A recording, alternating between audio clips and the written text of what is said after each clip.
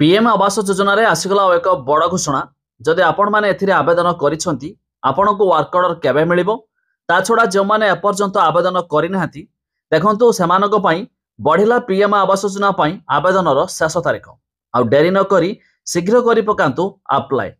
आसंतु संपूर्ण अपडेट जानिबा ता पूर्वरु वीडियो को लाइक करंतु सब्सक्राइब करनथिले एबे सब्सक्राइब करि पाखर थिबा घंटी चिन्ह को दबाइ दियंतु। देखंतु केंद्र सरकार प्रधानमंत्री आवास योजना पई आवेदन करिबार शेष तारीख वृद्धि करिसथि। एही योजना अधीन रे सरकार सहरांचल एवं ग्रामांचल आर्थिक दुर्बल लोकंकु सुलभ मूल्य रे स्थायी घर निर्माण पई आर्थिक सहायता प्रदान करंती। तबे सरकार एही घोषणा लक्ष लक्ष लोकंकु आश्वस्ति दैछि। एही परिस्थिति रे जदि केही कोनोसी कारणरो एपर्यंत आवेदन करिनांती तेबे से डिसेंबर 2025 पर्यंत आवेदन करिपारिबे। तेबे एही योजना रे एपर्यंत 92.61 लाख रु अधिक घर निर्माण होई सारिछि।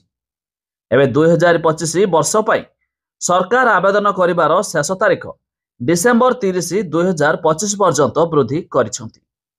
तेबे पीएमएवाईयू अधीन रे पक्का घर निर्माण पई सरकार सर्वनिम्न आयकारी लोकंको 2.5 लाख टंका पर्यंत आर्थिक सहायता प्रदान करंती। तेबे जदि आपण भी आवेदन करिया पई चाहुथिबे योग्यता कोन जानि रखंतु।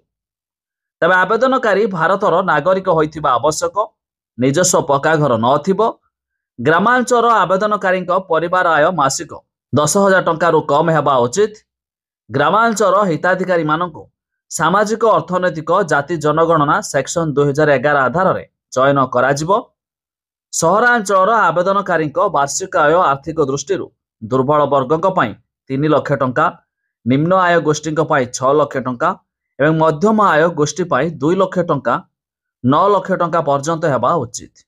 जदि आपण माने एपर्यंत आवेदन करिनाहांती तेबे ऑनलाइन पोर्टल जरिया मध्य एमिति कि सर्वे थ्रू रे मध्य भी आपण माने पीएम आवास योजना रे आवेदन करि पारिबे। ता छडा जे माने एपर्यंत आवेदन करि सारिछंती तेबे सेमानकु आसंता मास ठारो वर्क ऑर्डर आसीबाकू जाउछि, जहा सेमाने भी नुआ घर मध्य स्टार्ट करि पारिबे। तेबे अधिक जानिया पई वेबसाइट रो लिंक आमे डिस्क्रिप्शन रे देइछु, आपण माने जाई मध्य चेक करते पारिबे।